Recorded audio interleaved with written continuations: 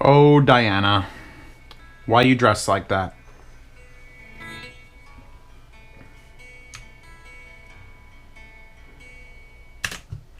These are not the headphones I reviewed like 2 months ago. Those were the Diana Phi.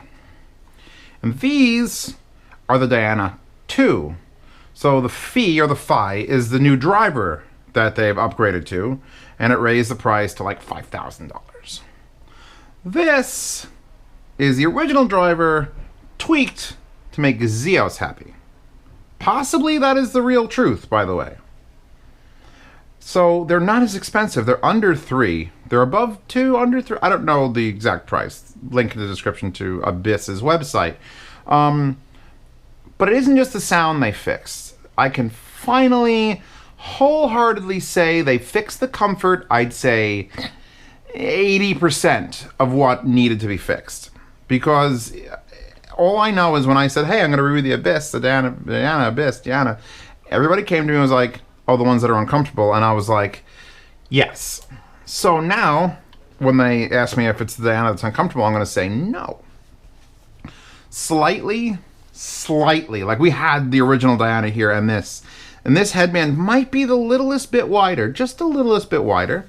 It is more flexible. Someone was telling me, oh, I can't use them because the cups don't pivot. They don't swivel this way. But they made this softer. So now look at the range of stretch. And you could just, if they don't fit, or if they feel like they need to be fitted on the back of your head a little more, you just do that. Listen to the leather. I've been doing this for a couple days just to sort of work it in. Then the pads. They look familiar. They look like the other pads. They are significantly larger than the other pads. And significantly softer. Look at this. Oh, it's so soft. Same mounting system, same rotation, same thickness. All the same bullet points that make you want to buy the other one, only I actually enjoy these. Like I actually actively enjoy these. Like I hooked these up to the M11 and went for like a drive to a river to just sit there and listen to music. Haven't done that in a long time. That's like a special event. Zeos gets in his car and burns gas to go sit by a river in Philadelphia on a bench and just watch the ducks and the rowers go to the row houses. It's like, means something. And the sound. So let me tell you what they've done to the sound. It's no longer sterile and boring. Now that might not appeal to the standard Abyss crowd of make it neutral, make it flat, give me all the detail in the world, and don't excite me, my pacemaker will die. Because I like it. The bass actually has depth and warmth. There is soundstage now to be heard of. And all of this while still maintaining, I'd say, I don't want to say 95%, but let's say 89.3% of all the detail that the Phi driver produced. You can see here's, doesn't look very different. Trust me, it's different. They wouldn't make it like $2,000 less if it wasn't different. So let's put these comfortable, oh my God, comfortable Dianas on my head. I've got 3 amps turned on right now to play them. I'm using the Heart Audio adapter cables. So I got a 4.4 here, I got an XLR here, I got a 1/4 inch here, and we're gonna switch between them because these things do things on different amps. We're starting with the biggest no-no, which is why are you running that, Zeos? Why are you running this on the dark voice? I could be running it on this, I just don't have it hooked up. I will probably hook it up before I send these back. This is the Inspire Dragon IHA1. This was loaned to me by a patron. He's like, hey, do you want to borrow my $1,700 tube amp? And I'm like, yes, and all these extra tubes. But for now, let's just use the dark voice because it gets the point across. You can tube these. It's up high, but it's not past 12. There will be distortion there. And all the things that they've added to it, all the sound changes they've made are exacerbated on a tube. That soft, creamy sound that isn't like painful or or overly detailed. That is a thing. Over detail is a thing. Look at those fluids right there. Those were an over detailed speaker. They're still there because I respect them, but everything wrong with my music came out. Every song was like ruined unless it was a top tier S-class waifu goddamn piece of music. And these don't care. I mean, this is Pink Floyd from the Division Bell, so it's like, but you could run this smoothness filter of a headphone through another tube that is also a smoothness filter of music and just enjoy the shit out of it. This is more what I think audiophilia should be. Like the absolute, when people have money and they stop caring about the charts and the measurements and the phase alignments, when it's all about sitting down and saying, do I enjoy music on this? It seems like a really simple concept. And I could see people arguing against that. Like, if you're going to charge this much money, Diana fee money, you had better have the measurements to back that shit up and the technology. And indeed it does, but it ain't for everybody. Maybe I don't want to spend that sort of money. Let me try to put this in terms. Whoa. It's kind of like you don't get a car, you get very exacting blueprints of a car. They're perfect. Every bit of it is well laid out and 3D printed, and it's great. I want a car that's got smell of gasoline on it. Maybe it's got an oil leak, but I take it on that back road and I drive it and I fucking love every second of it. It doesn't have to be perfect. This isn't a perfect headphone. It's flawed. It's definitely got more low end than it should, and the soundstage has removed some of the detail. Perfect. It's a perfect flawed headphone. I do have one thing to say. I've let my hair grow out a little bit. I'm going to promise to go to the barber. And what I've noticed now that I actually have hair is that when these slide, these magnetic adjustments, and then you close them, because the headband, I didn't believe it was bigger, but I don't have to have them extended at all to have them fit in my head. So something is different. And when I go to close it, if it's up like this, and then it closes like that will catch my hair. And I'm like, It feels great. I love that feeling. So just something to be noticeable about. Just notice it a bit. Back to the comfort and the sound. So, also when you close it and it goes clack, it's loud. Let's get off the tube in a second. Hold on. John Williams, The Warehouse, Indiana Jones. Imaging on the tube lost a little bit because, well, tube. Let's throw it on 789, which is probably the cleanest amplifier here. And there's your imaging. That literally went from like, oh, that trumpet's playing like here, to that trumpet is here, right here, on the tip of my finger. That's where that trumpet is. And it's still warm. It never creeps into that overanalyzing sound signature that I personally don't like. People love it. People just dig into it. When we get to the 1266s, they're the big abyss. Hi, big abyss. I'm gonna praise those for very, very specific scientific reasons.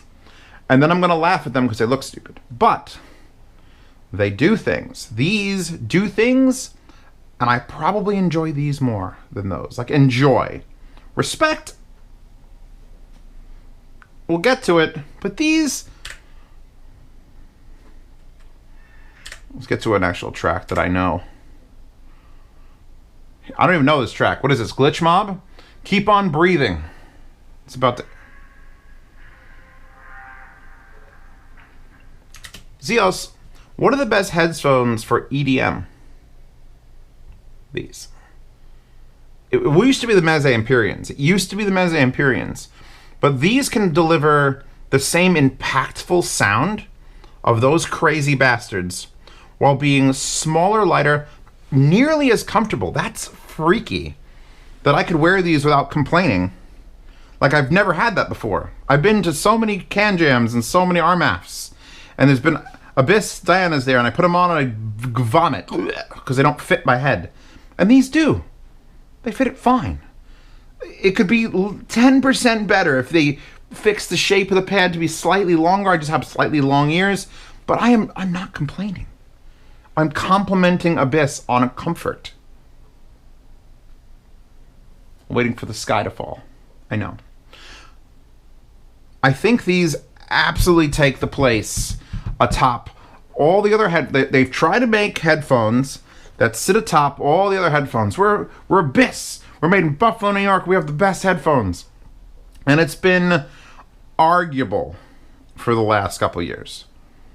But now it's not. Because I don't hate the look of these. I went with all black instead of that like 70s airplane gray, which sort of cleans them up a bit. Black pads. You still have that Fibonacci pattern of holes that's moved towards the front because that's where they want it to breathe from. You can see this is definitely a demo pair. It's been beat up. They're supposed to be built for life. I don't know how long you plan to live, but that's pretty good. They did not include, well, actually I should say DMS threw this in his backpack and brought it up from Tennessee to leave it here along with those. So I don't have the boxes for anything or the wires. So I am using the hard audio wires. I don't think the wire will make that big a difference or any at all because these are pretty quality wires. But you know, your people are crazy sometimes, so I'll just nod my head at you and then turn around and walk out of the bar. I want to just keep playing music on them. I picked a Diana wallpaper. Look, it's Diana with the sword, and then it's these, and then let's switch to the last amp of the day because I want to go again. Because now we're going to the QES reference. Now, that amp, I believe, is Class A. And that amp is absurd. And it isn't really recommended for planar, because I have it at 4, -4. I can only go, and now it's at maximum volume, like literally 2 clicks. So there's 3.5, 3. So I'm nailing that amp on this. And that's like, well, maybe you should get a bigger amp, or maybe a higher outputting DAC, but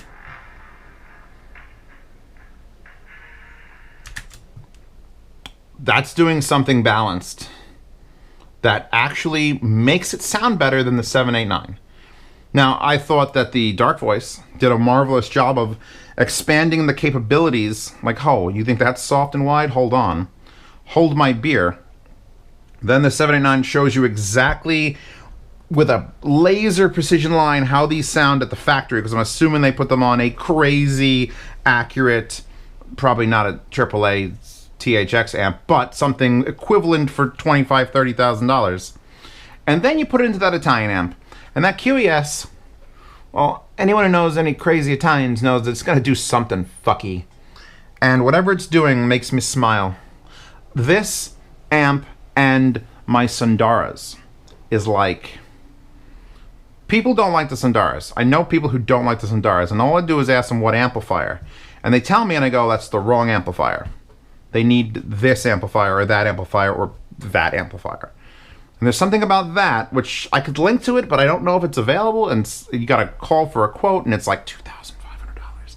But if you're spending $2,000 on headphones, maybe you're interested in putting it into a, you know, QES reference. HP BA-2 Mark II.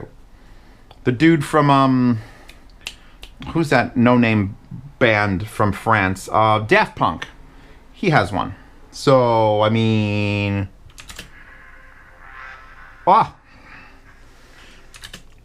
Actually impressed by the sound, alarmed by the comfort. There's... What did I hear earlier? I was standing in a park, right? I told you I drove to like the river and there's a park, and all of a sudden I hear someone yell, and I pause my music. Because it happened in real life. They were literally doing the rowing on the river, and the dude had the megaphone, and he was like 400 yards away. But I couldn't tell if that was something in the song that I'd never heard before.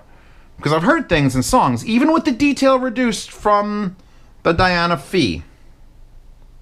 The Diana Phi? The Diana Phi. I still can pick up on that insane amount of detail.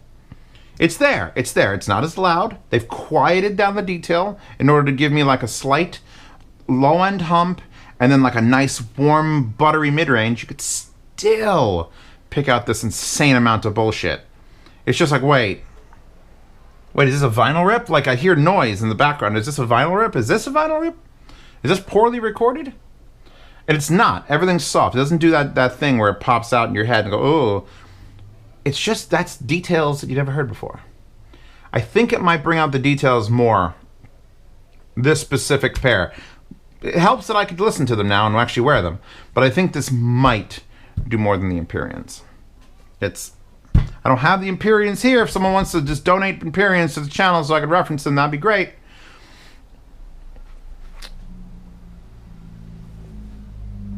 Thank you, Abyss.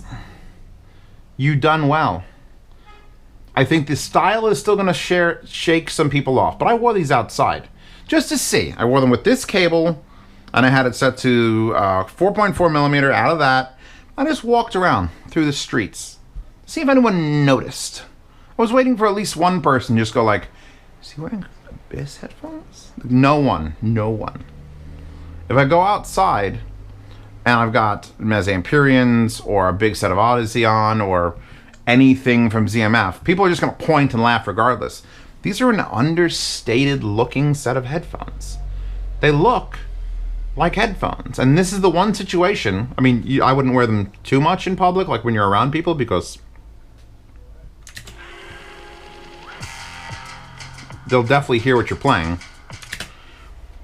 But these check a hell of a lot of boxes. A hell of a lot of boxes. They're like half price to the fee, which I thought the fee was too much. The fee fi fo fum. And I prefer this sound signature. I'm not going to knock the originals. I gave them a pass. I was like, look, they do all this. They do it great. They're built really well. They're made in America. Hoorah! They're just too expensive and then too uncomfortable. These are half price and more comfortable. And I like the sound signature more. Pure win. Pure fucking win. I'm done. I'm done reviewing these. Have you enjoyed it? I know you people love when I hate something.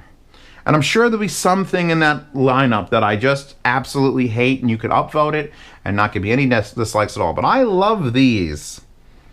They do exactly what I would hope a headphone made by Abyss would do. And that's the end. They live up to expectations. That wallpaper, which I've now got a strategic plan to gather all the Diana wallpapers. Although I don't need one for the Abyss. That'll be a Made in Abyss wallpaper. That is available in the description. All my patrons get that for $2 a month, or $5 a month, or $10 a month, or $150 a month. You get all the wallpapers. $2 a month get to see some of these reviews early. $5 a month get to see all these reviews early. And you get into the yard sale. So if I'm going to sell something, and there's a couple things there that are going to end up in the yard sale, and a couple things there they're going to end up in the yard sale, you can bid on it. I pay free shipping to the continental United States and half shipping internationally. Because sometimes you want to buy things, and I just want to get rid of stuff.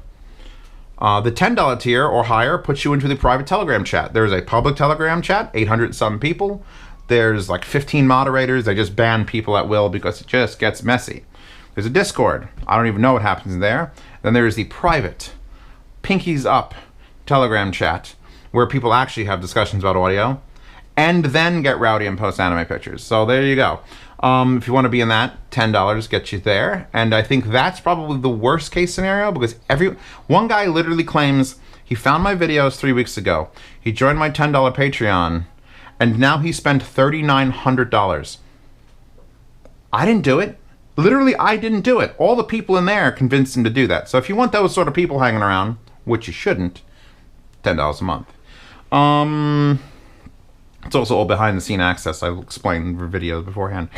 Check out Hi-Fi Guides. I keep forgetting to talk about Hi-Fi Guides. Hi-Fi Guides, the site is good for people who don't know what they want to buy. You tell it, I want an open back headphone, I have this much money. It literally gives you a list of approved headphones. The forum that is attached is very busy right now. All sorts of things. We did a giveaway for RMAF. Hi-Fi Guides forum and Hi-Fi Guides linked in the description, along with my Instagram and Twitter and all that other bullshit social media. Instagram's cute because I have the cat in it. But that's the end of this review. There will be a sound demo. I cannot vouch. I haven't done it yet. I cannot vouch if the sound demo is going to come out good, because planar magnet bad against microphone. So I'll do my best to try to get these to record and give you a semblance of how they sound. And now I'm going to shut the camera off and keep listening to Glitch Mob because it's amazing.